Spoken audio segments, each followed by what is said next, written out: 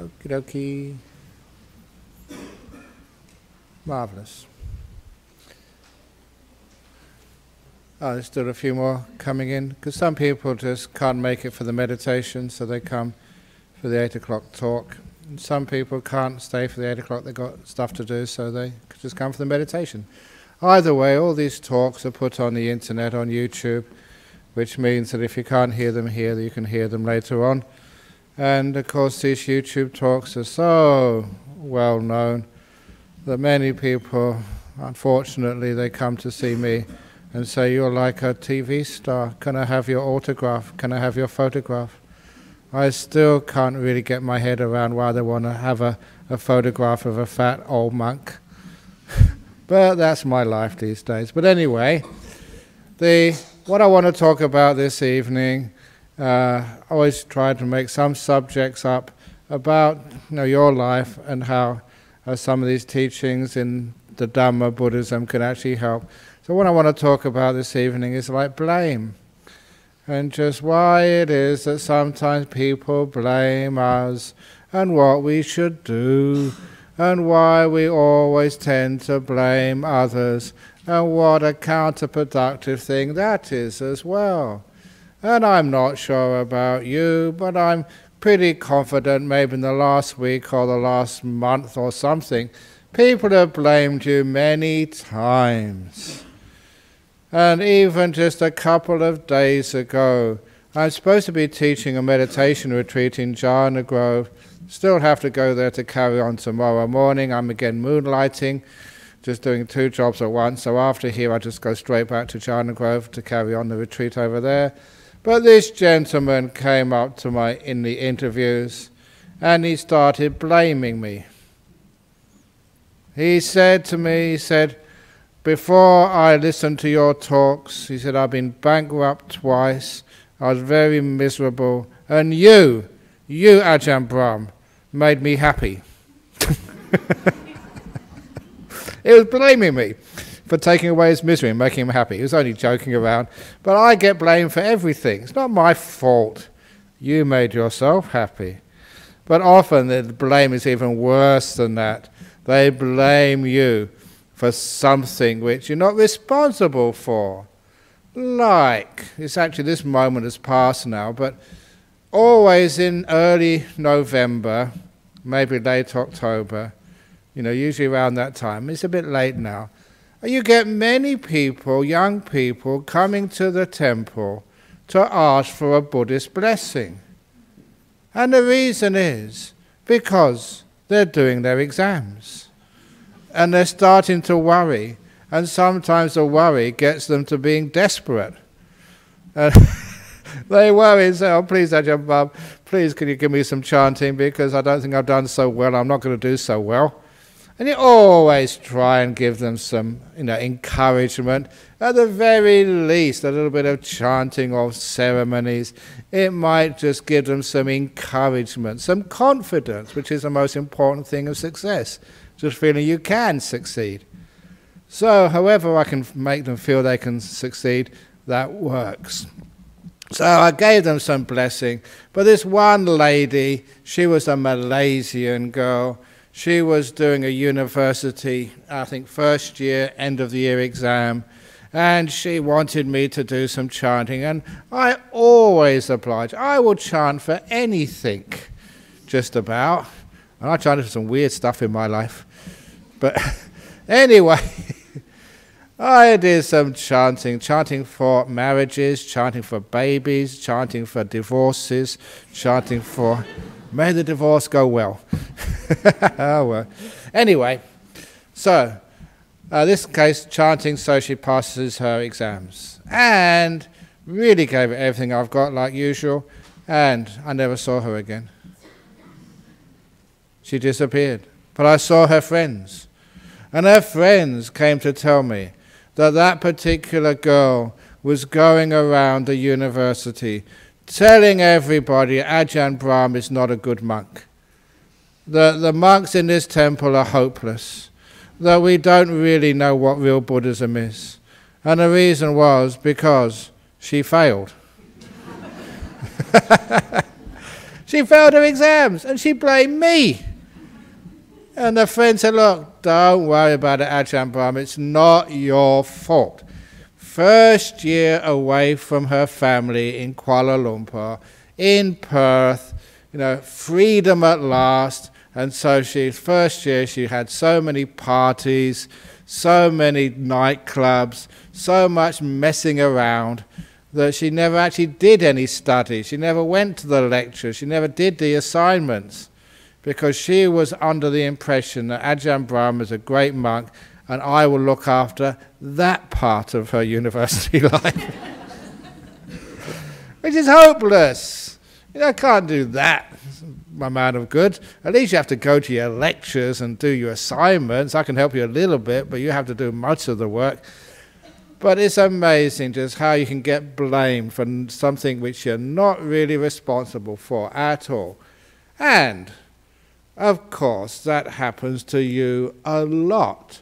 You are blamed for things you didn't do. So, what do you do when that happens? You get told off, cajoled for something which you are innocent of. Number one, you can't stop people blaming you. That's just our culture. They always want someone to blame. If it's not you, it's their mother or their father. If it's not them, it's the economy. If it's not them, it's the government. If it's not our government, it's Donald Trump. We're always blaming somebody. Wow, just even mentioning Donald Trump's name, you get a joke. You get laughter.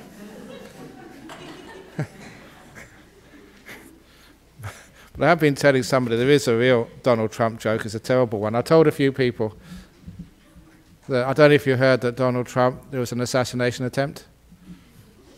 Somebody tried to kill him. And they pulled out a gun. And the Secret Service, when they saw the gun, they shouted out, "Donald, duck!" And the gunman couldn't pull the trigger. He was too busy laughing. That's going to happen sometime. Anyway, don't blame me for that joke. That's just, I heard it from somebody else. But anyway, so sometimes people blame you for things you didn't do. Sometimes they blame you for the things you did do. Either way, how can you deal with that? Number one, if you didn't do it, just forget about it. Why do you allow other people's mistakes, blaming you for things you didn't do, to spoil your day? You didn't do anything wrong, they just misunderstood. They got the wrong person. So why can't you let it go? And the reason is because we're so used to accepting criticism and blame. Even if it's not really valid, we still accept it, which is absolute madness. What I was taught as a young monk was, if anybody blames you, it's like somebody calls you a dog. And if somebody calls you a dog, I was trained to always look at my bottom to see if I had a tail. And if I didn't find a tail on my bottom, it meant I wasn't a dog. Because all dogs have tails, big ones, small ones, but they all have a tail. So if you haven't got a tail, you're not a dog. So you say to that person who's blamed you and criticized you, "I'm sorry, sir, you're wrong." But you don't keep it. You can let it go. Now, sometimes people give you really strong blame at work, in life. And many years ago, I developed a simile for how you should behave when somebody really blames you and blames you and blames you and blames you for something you never did. And it's a story of the donkey. Once upon a time, there was a donkey just walking in the forest, minding its own business. And walking in the forest, minding its own business, not being very mindful, he didn't notice a big hole in the forest floor. It was a disused well. And that donkey fell right into that well, into the bottom of it. Fortunately, the well was dry, so the donkey didn't drown. And also, it wasn't that deep, so the donkey never broke any bones. But when the donkey stood up in the bottom of the well, he knew he was in big trouble, because donkeys can't climb out of wells. So the donkey was stuck in the bottom of the well. And so what did the donkey do? He started shouting for help. Ee-haw! Ee-haw! Ee-haw! Which in donkey language means help. And the donkey was shouting and shouting for a long time, over an hour. Ee-haw! Ee-haw! Until finally somebody heard him. And the person who heard him was an old farmer. And the old farmer wondered what on earth was this sound, and he followed the sound and saw this donkey in the bottom of the well. And the farmer never liked that donkey. And the farmer looked at that poor old donkey stuck in the bottom of the well. Serves you right. It's karma. You've been stealing all of my crops, eating apples from my tree, and not yours, they're mine. Serves you right. And poor donkey, ee-haw, ee-haw, have some compassion. And the farmer, blaming the donkey, thought, I know what to do with this bad donkey. And he got out a shovel, and he started shoveling earth all over that donkey. And the donkey first wondered, what on earth is he doing? And then finally the donkey realized, that farmer is trying to bury me alive. Ee-haw! Ee-haw! I'm too young to die, that means in donkey language. And the farmer said, serves you right. I've always wanted to get rid of you. You've fallen in the hole by yourself. Now I'm going to bury you alive to get rid of you once and for all. And the donkey really started screaming, ee-haw, ee-haw, ee-haw! Don't! And after a few minutes, the donkey fell silent. And the farmer thought, wow, that's really quick. I've buried him already. But the farmer hadn't buried the donkey yet. The donkey had got, we call in Buddhism, insight, wisdom, understanding. Because what this donkey decided, I'm not going to allow this bad farmer to bury me. I am not going to just take this. There's something I can do. And what the donkey did, the next shovelful of earth over the donkey's head, he just shook it off, stamped it in, and the donkey was 1 centimeter higher. Another shovelful of earth, shake it off. Oops, okay. That was supposed to happen, but never mind. It's okay, I've got the clock over there, that's fine. So, stamp it in, make the clock fall, and the donkey was another centimetre higher. Every shovelful of earth, the donkey just shrugged it off, stamped it in, and was higher and higher and higher and higher and higher. And soon, the donkey was so high in the well, he could just jump out of the well, and according to the story as I first read it, he bit the man on the backside to show you must always watch your ass, donkey, instead of just trying to bury it. And he ran away. And that is how we can take blame and criticism.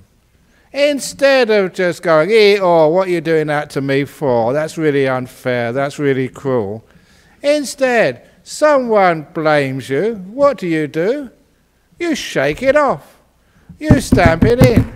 And then you're a little bit higher in life, which is a wonderful way of dealing with people who blame you. Shrug it off, stamp it in, and you'll always have growth in life. You're higher rather than staying in the bottom of the well and allowing people to bury you alive just by throwing all this criticism at you, which you do not deserve. So, this is a basic teaching of Buddhism. There's always something you can do with what life gives you. That's what the law of karma means. What you get in life, sometimes you can't control, or sometimes maybe it is your past karma. Like this one man, and I will never forget him. He was a prisoner in Karnat prison many, many years ago. And I used to teach meditation in that prison. And if you don't know this story, this is when I first went into a prison to teach meditation. And you cannot make up these stories. Real life is funnier than any story anyone can concoct. Because when I went into this prison to teach meditation, it was actually the old Canning Vale jail. I think it's called, what's it called now? Hakea. Yeah, over in Canning Vale. And at that time, well, about 25 to 30 years ago, in that time, the prison population there was just over 100, maybe 110. And over 100 prisoners came to my talk. Almost the whole prison population. The only ones who didn't come were those in solitary confinement or seeing the doctor or something. And I couldn't believe just how many criminals were interested in meditation, interested in actually doing something with their life, improving themselves. That was just so inspiring to see. And so I really gave the best possible talk I can on meditation. I really wanted to actually meet them halfway. If they were going to be interested in this and do something with their lives, make themselves better, I was also going to help them. And I'd only been talking about meditation maybe about 10 minutes when this big guy stood up. He was one of the leaders in the prison. You know, they all have their gangs. He was one of the gang leaders. He was about 6'4", and that was just across his shoulders. Lots of scars on him. And when someone like that, I often say, when someone like that stands up to interrupt you and say, "Can I ask a question?" You say, "Yes, sir. Yes, sir. Please." And he said, "This is on behalf of all the people here. Is it really true?" he asked.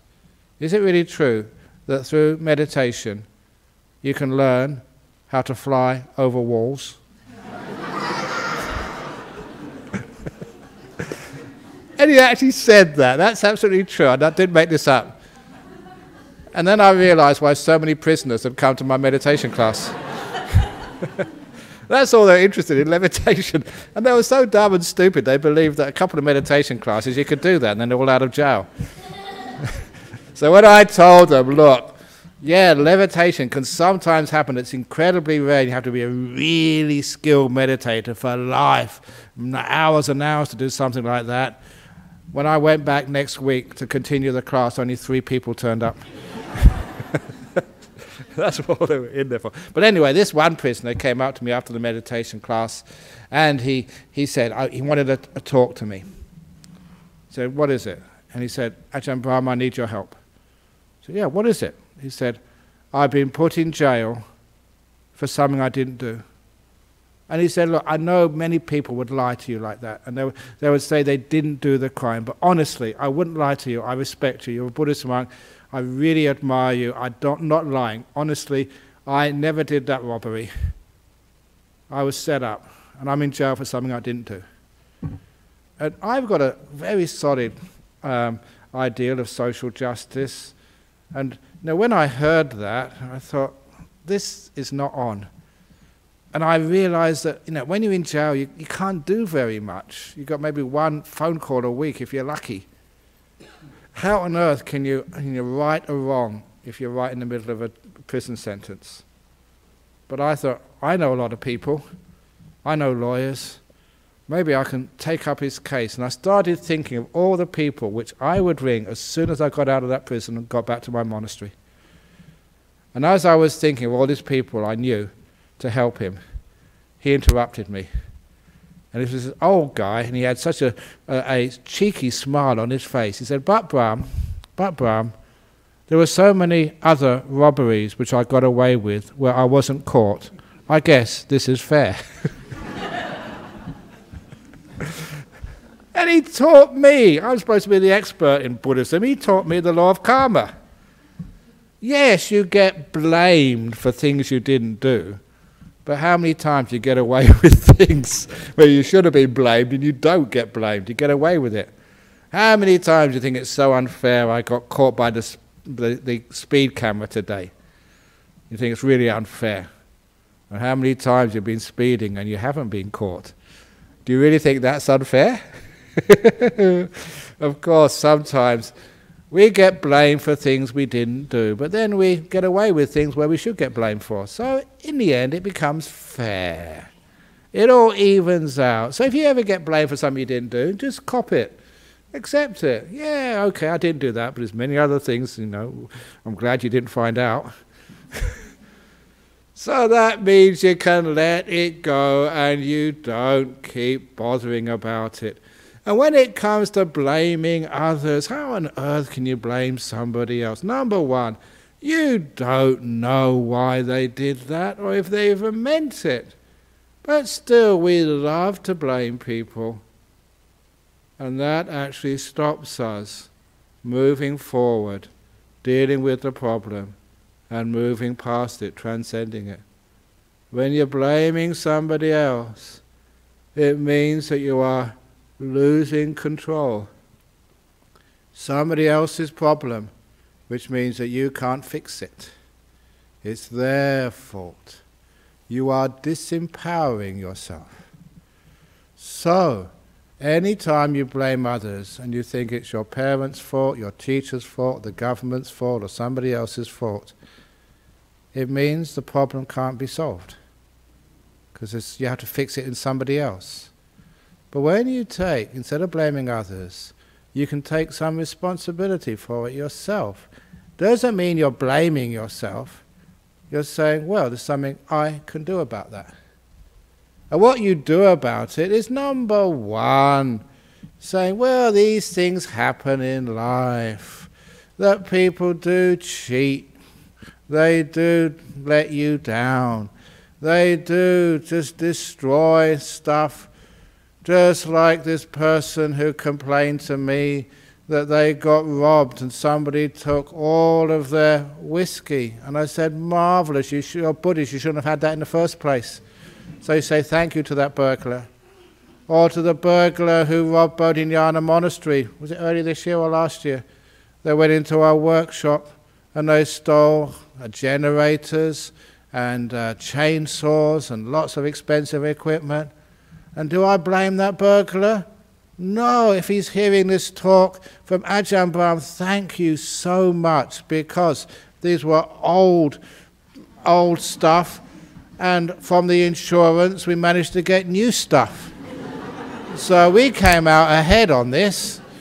So the next time, we need to replace our generators and chainsaws at Bodhinyana Monastery, can we please give you a call and book you to rob our workshop?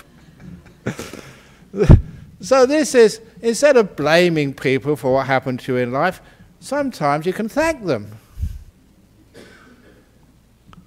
I really blame my old girlfriend for dumping me. We were going out together and she started seeing another guy. Is that bad? Oh, thank you so much, girlfriend. If you hadn't have done that, I'd probably still going out with you, maybe married to you, I wouldn't become a monk. And oh, thank you so much, because I prefer being a monk. So a lot of times which we think as terrible things happen to us, in the end actually works out to be sometimes quite positive. So how can you blame somebody? Instead, we say, well, this is it, this is the hand I'm dealt with, let's work on this, let's make it work. Because every time you're blaming someone, your negativity sucks up so much of your energy. That's why people get depressed these days, because they're so negative about life. And when you get negative, it's like a drain. All your energy just goes into the sewers. And you haven't got enough energy anyway, so why do you waste it blaming somebody else? You can't do anything. It's them. You can't go up there and change them. So instead, stop blaming people. Stop getting negative, and even say, thank you. Thank you for what you did. Because from that, I can grow and learn, and amazing things can happen. If it never happened, for all of you who come here because you've got emotional problems, life problems, health problems, if you didn't have that cancer, you would never come here in the first place. Woohoo! If you hadn't been divorced from your ex, you wouldn't have ever got interested in the Buddhist society. You would never started meditating. You never know just how the things which happen to us in life are the blessings in disguise. So thank you so much. So, there was this old story of this guy. He found him in the cemetery. And he was standing by a grave. And he was crying and sobbing by this grave. And the grave was of another guy. And they said, was that your brother? He said, no. Was that your father? He said, no. Well, who was it, and why are you so sad that he's died? He said, that was my wife's first husband. If he hadn't have died.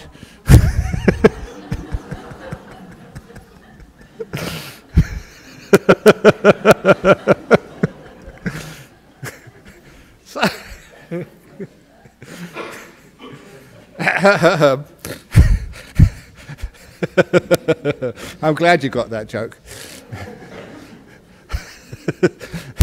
So, sometimes why do you blame people for what happens? Because you can't do anything about it. But what you can do is, whatever happens to you in life, you can make use of it. And this is one of the reasons why there's, in my life I've met some incredible people. Look, take Nelson Mandela.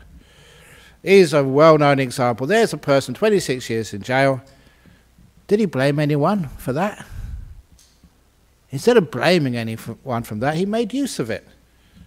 To become an incredible person who understood a lot of time for thinking and for understanding, and he became a much better person. And you may not know, there was a famous Thai monk many years ago who also got put in jail for something he never did. He was, any Thai people, Chao Kuntep Siddhimuni. And he became quite a hero because, there was hierarchies in Thailand, and he was a number 2 monk in the whole country. And the number 1 monk, they called it Sangaraja, was about to die. And so he was next in line. He became the head monk in Thailand. But the number 3 monk was jealous. And he said, I can't be the head monk as long as number 2 is more senior to me and much better respected. So how can I do something to basically get rid of him? It was just like US politics. So they trumped up a charge. No, sorry, no, that wasn't a joke. Forget Donald Trump.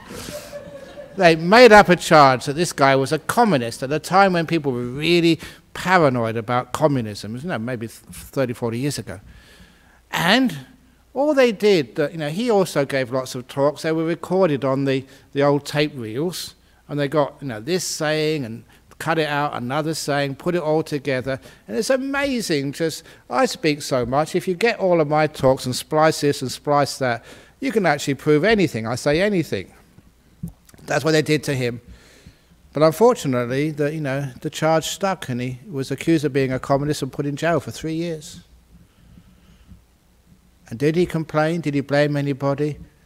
Oh no, he thanked everybody.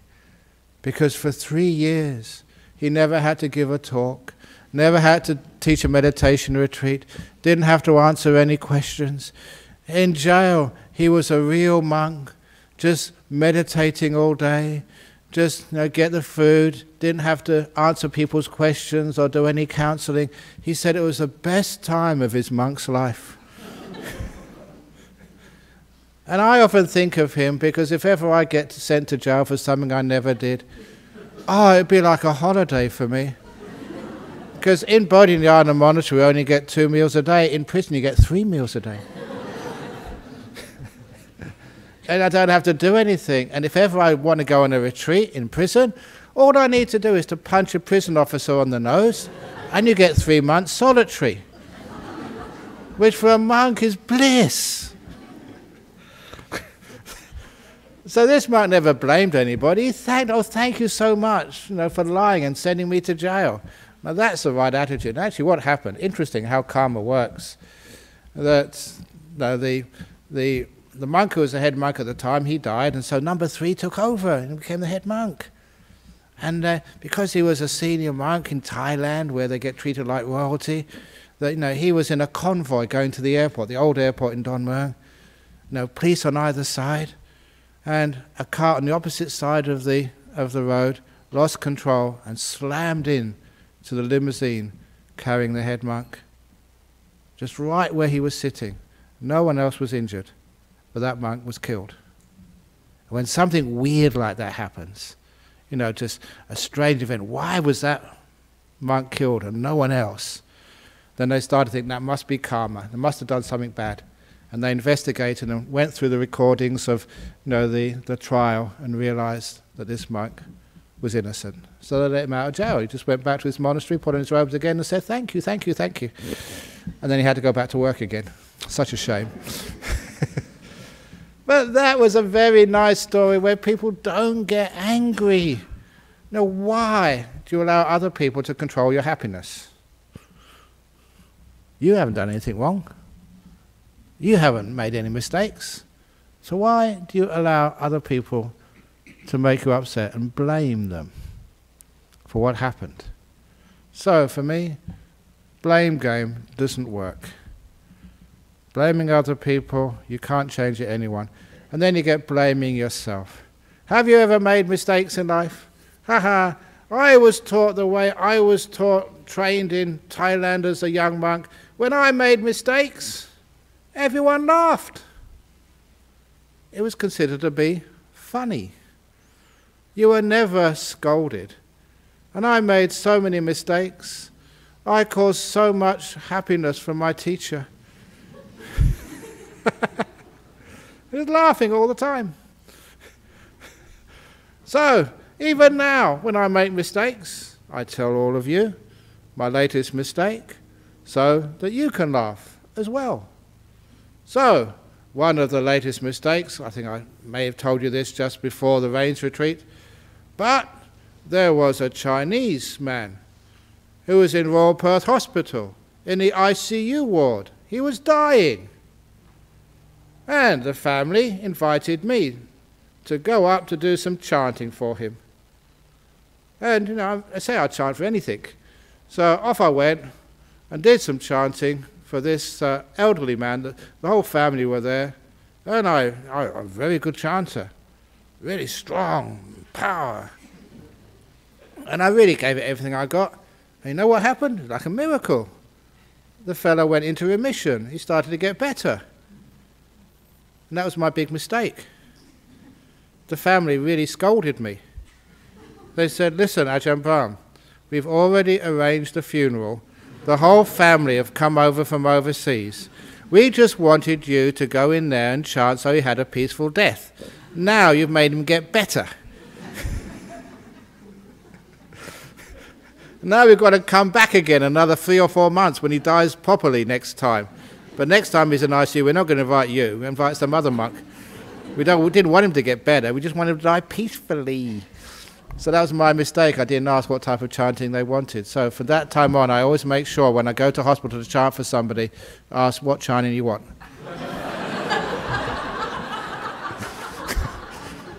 Do you want to get your mother to get better or to die peacefully?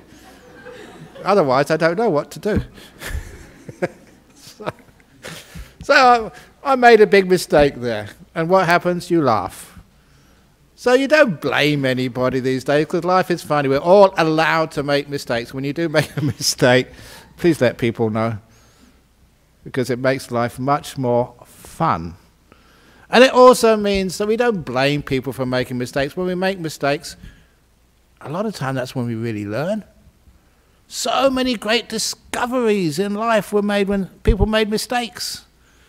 You know, the bread was getting moldy and somebody discovered, that was penicillin. They should have put the bread in the fridge or get some fresh bread or something. So often in life, the mistakes are where we learn, where we grow. So that's what I always say, that when you make a mistake, that is the learning place of life. That's where you grow. You don't blame anybody, but you learn and you grow. You make use of the mistakes in life rather than blaming them. And that means you get wiser and wiser and wiser. So someone does cheat you at business or something, and you learn. Just be careful next time. Don't just trust a person just because they're especially a relation. Just do your research first of all. You go out with someone. You don't go out with someone just because they look hot. Do your research. Get on Facebook. Find out what they are. First of all. Check out their old girlfriends or boyfriends and find out just, what they thought of them. But, every now and again you make a mistake, and there you go. You learn from it next time. Just not just to believe in appearances and what's on the outside. And that means that you get wiser every time. So as one, I forget who it was now, but he's a famous business person over here in Australia. Because I get to some really interesting gigs. One gig I went to some years ago was to go to this resort island on Hayman Island.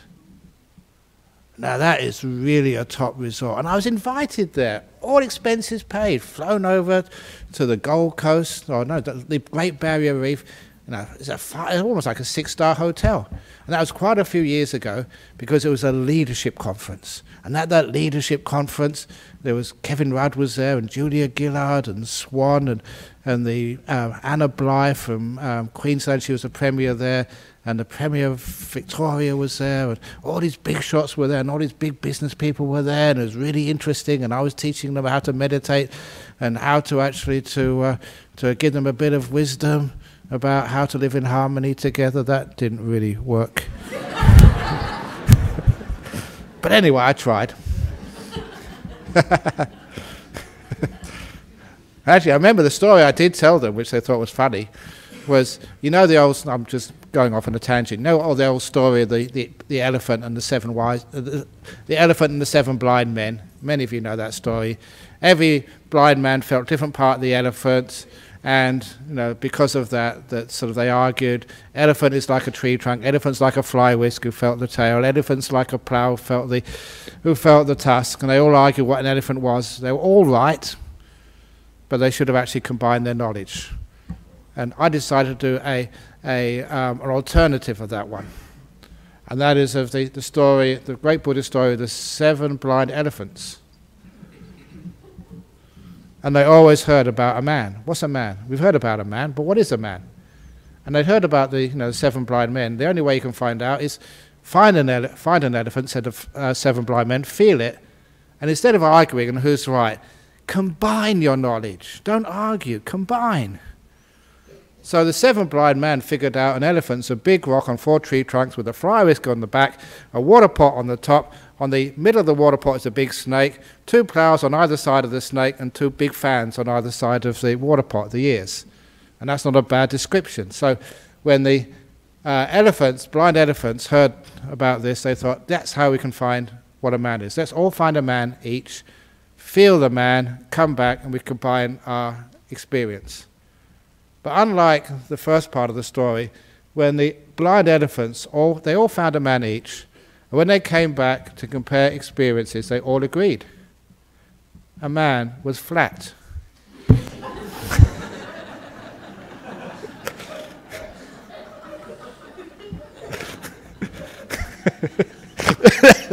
You've got it. That's the only way an elephant can feel anybody, squashing it. And I remember telling that to Kevin Rudd, and I think that's probably why Julia Gillard squashed him. It's my fault, sorry. But don't blame me. These things happen. So anyway, so you learn from your mistakes. But one of these big businessmen there, he always said, you know, what he grew up with, and I thought it was a wonderful thing to share. We don't ever call it failure. We call it forward failing. And just add that positive forward failing. It means, yes, it doesn't work, but you learn from it, you grow from it, you don't blame people. That's actually stopping your growth and your progress and your development in life. You make a mistake with a boyfriend, a girlfriend, it doesn't work out. For goodness sake, don't blame him, blame the... And look, all you girls, don't blame boys. They're all the same. What do you expect? Do your research. It's like trying to find a dog which doesn't go woof woof. That's what dogs do, they bark. And what men do is say, later, darling, I'm busy. So this is just what people do. So we don't blame them, we do our research, and if we do fail, we learn. And by learning, it means we grow, we become better next time. So there's always growth. When you blame people, you're not learning anymore. You're just growing on the past, thinking it's somebody else's fault, rather than using that experience for your own personal growth, for the growth of your community, for the growth of the country, for the growth of the world. Yeah, we make mistakes. So stop blaming, learn. Because this is the old way of acknowledge, forgive and learn. The opposite of blaming is forgiveness. And all forgiveness is realizing I am not going to allow this to stop me growing. Because when you blame and rather than forgive, you're stunted. No growth is left because you're still blaming something which happened years ago. 20, 30, 40, 50, 60, 100 years ago sometimes. And that is not going to help at all. You don't learn from mistakes. You forgive mistakes. You learn from successes. What went right? That is where growth comes from. So failures, mistakes, we don't blame them. We leave them alone, let them go. But when it works, that's where you get the best growth from. And I teach that to businesses. Why in a business something goes wrong? Or in government something goes wrong? Donald Trump. Are you going to learn from mistakes? No, just let that one go. Learn from successes. Why some people elect really good people? Where did a Mandela come from? Where did a Gandhi come from? Why were they elected? You know, one of the reasons is because they did sort of stand for something which was inspiring in the world. They were willing to give their life for the cause. As I always remember Gandhi saying he can see 1,000 reasons to sacrifice his life for a good cause. Could never see the reason to take the life of another, not one reason. 1,000 reasons to give his life, to serve, to sacrifice. Now those are the inspirational things which are wonderful in this life. Why can't we learn from that and inspire ourselves from that? To come back to something which is really going to uplift people, rather than just thinking, who is going to get the jobs back, who is going to make us richer, who is going to stop the hip pocket thing. Because one thing I've noticed, now here I go, I wasn't going to talk about this, one thing I realised is why is it we always elect politicians who promise the most, who are the most convincing in their thinking that they're going to live up to their promises. And then once we elect the government who promises us the most, then we get upset at them that they never deliver on their promises. So I don't know what Donald Trump has promised, but I guarantee he won't deliver. No politician ever does. So you can feel content that and safe that he will break his promises, because that's what politicians do. But for me, I always think that we should never elect a politician on his promises or her promises, but on their past record. What have they done in the past? How trustworthy are they? How innovative? How hard-working? So for goodness sake, whoever promises anything, just forget about that. Stop promising. But what have you done in the past? Just the same way we can elect somebody to run our Buddhist society or run a company, not on what they promised to do, but what they've done in the past. Have they got a track record of good stuff? So we actually learn from our mistakes rather than blaming people. And that means there's growth. And we can have forward failing, better person, you're a better person, everyone becomes better. As we acknowledge, mistakes, we forgive them, we learn from them, and thereby we grow from them. So please don't go around blaming other people. It's a total waste. They won't listen to you anyway. You are just wasting your energy getting into negativity. Instead of blaming, we learn, but also try a bit of praise as well. Because I always say that praise, flattery gets you everywhere in the world. Praise the people you live with, and they actually become better people. Somebody asked me this: if you go praising people, won't people get big heads and become egotistical? And actually that's not the way it works psychologically. If you praise a person, they actually become big-hearted and kind. But if you keep criticizing them, fault-finding them, blaming them, that actually feeds their ego. They've got something to prove. And they become just really pains in the neck. You try that. If you blame your partner in life, keep finding fault with him or her, they get worse. Try praising them. See a quality in them which you admire. Praise that, and that quality grows. Same in yourself. You can blame many things about yourself, see all of your faults, but does that really help? It just makes you negative, and actually those faults grow. You look at your positive side, your good side, your kind side, you look at that, and that part actually starts to grow.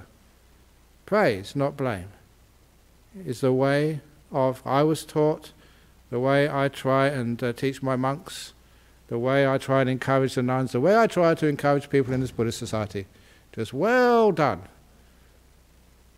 Even if I'm pushing it a bit. Well done. And that means you don't blame people, you encourage them. They get motivated and they do much better next time. So please, let go of the blame. And if people blame you, remember the story of the donkey. Just shrug it off. Stamp it in and you get a bit higher. Don't blame other people. It's a waste of time. Just forward failing. Remember the successes. Never remember the faults. Don't blame. And then you find you're happier and life becomes much more successful. Thank you for listening. Excellent. Now we have the questions, otherwise known as the comments, criticisms and complaints. So we have some from overseas, but is there anyone who is here who would like to ask a question about what has just been talked about? Okay, we'll go here from overseas.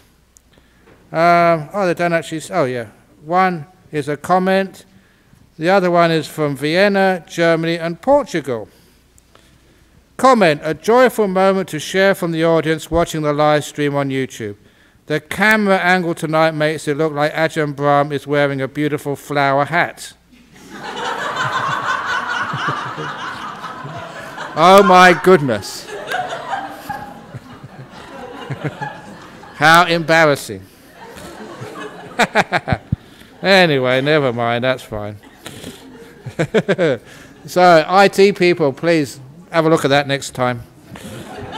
A beautiful flower. Anyway, from Vienna, Austria, my partner thinks I need to see that some people are spiteful or want to take advantage of me. Could I be too trusting? Well, if people are spiteful of you and take advantage of you, Learn from it. Is it really helping you? Because I tell people take advantage of me all the time. That's my purpose in life, to be taken advantage of. It's wonderful when you allow that to happen, instead of just resisting it. They're going to take advantage of me anyway, so I might as well accept it. And if they're spiteful of me, oh, that's their problem. I am not going to receive any spite from people. I'm just going to go be happy and just carry on. So, could I be too trusting? You know, sometimes too doubting is more of a problem than too trusting. Some people are just so doubting of one another, they can't have any relationships. They never actually trust that somebody's actually sincere. And I've always found that always err on the side of trusting a person over much, even if they don't deserve it. It makes for much beautiful. If you don't trust anyone in this world, it's such a lonely, terrible, black, cold world. So trust and be disappointed, rather than don't trust at all and always be really cold and alone. Anyway, from Germany, how do you share criticism without making it sound like you're blaming someone for their actions or opinion? Oh, that's an easy one. That is the old sandwich method, a great way for criticizing somebody. You praise them first of all. Say it's your husband who, say, doesn't brush his teeth and got bad breath. So you tell your husband, you're just a wonderful husband. I'm so lucky to have met you. You really got a good job. You bring lots of money into the family. You're so loving and so kind. Because when you praise them like that, their ears start to open up. They're actually listening to you for a change. So praise, praise, praise, praise. And then when you think that their ears are open enough, then you hit them with it. But we do have enough toothbrushes. You can sort of, you don't need to sort of skimp on toothpaste. So please brush your teeth. But I still love you anyway. Everything else about you is really nice. You wash your socks, your feet don't smell. But so you finish off with praise. It's called sandwich. So praise, praise, praise, praise, praise until they're listening. Then you hit them with the criticism. Then you praise afterwards, because otherwise, they think, is that all she ever thinks about? My bad breath. I work so hard for her. I do all this for her. So you make them feel that they're wanted and they're liked by praise at the end. So praise, praise, praise, praise, praise, then the criticism, and then praise afterwards. It's called sandwich, and it works. Last question from Portugal. Dear Ajahn Brahm, we hear you say to let it go, but that seems the most difficult part. How can we actually let it go? Just like in your computer, there is a button. It's my favorite button on the computer. It's called delete. Spam, delete. Don't even open it up. Don't be even interested in it. Just delete straight away. Many emails. Have a look. Nah, I'm not interested in that. Delete. President of the Buddhist Society of West Australia. Nah, delete. Treasurer. Nah, delete. So the delete button is your favorite button. Try using it on your computer first of all to let it go. Because all those emails are mostly rubbish anyway, even from your mother, your father and stuff like that. You've heard it all before. So, delete, delete, delete, delete.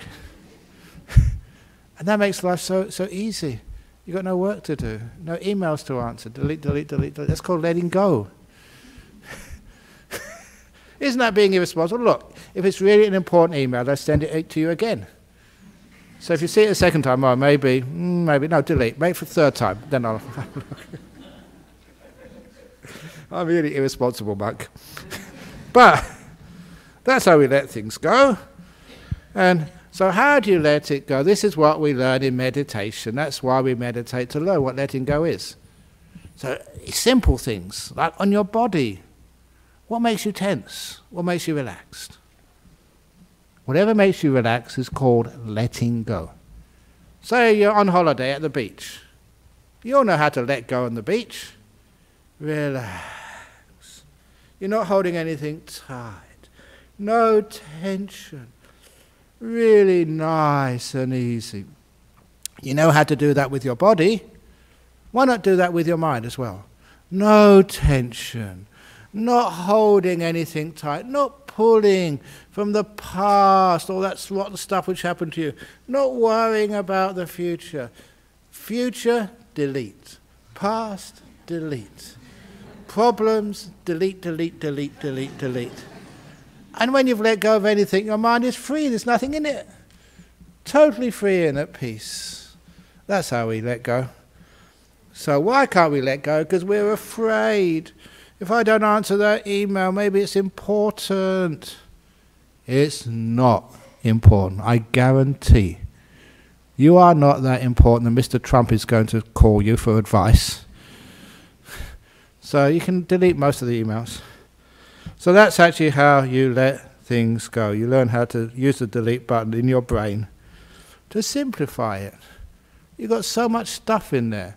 Other way of letting go, people reminded me of this. Lee reminded me of this yesterday. It was a story of my mother's shelf. I used to go and visit my mother in London, and the first time I went from Australia, you've got to give her something. So somebody got me this very nice, cuddly toy kangaroo. You know, it was like a symbol. Okay, it was quiche, but you know, I gave this soft, cuddly toy of a kangaroo so I could give it to my mother, so when I left and came back to Australia, something she could remember her son by. And you know, she loved it. She put it on the shelf, right in the centre. And then the next time I went, what can I get her now? Koala. By pretending it. Another subject. Right now, we'll pay respects to Buddha, Dharma and Sangha if you want to, and then you can all go and do what you have to do. I have to go back to China Grove.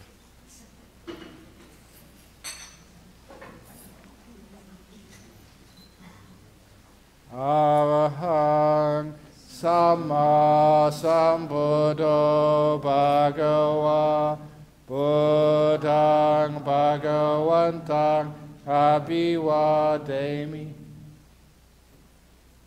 Suwakato Bhagavata Dhammo Dhammang Namasami Supatipano Bhagavato Sāvaka Sangho Sanghang Namami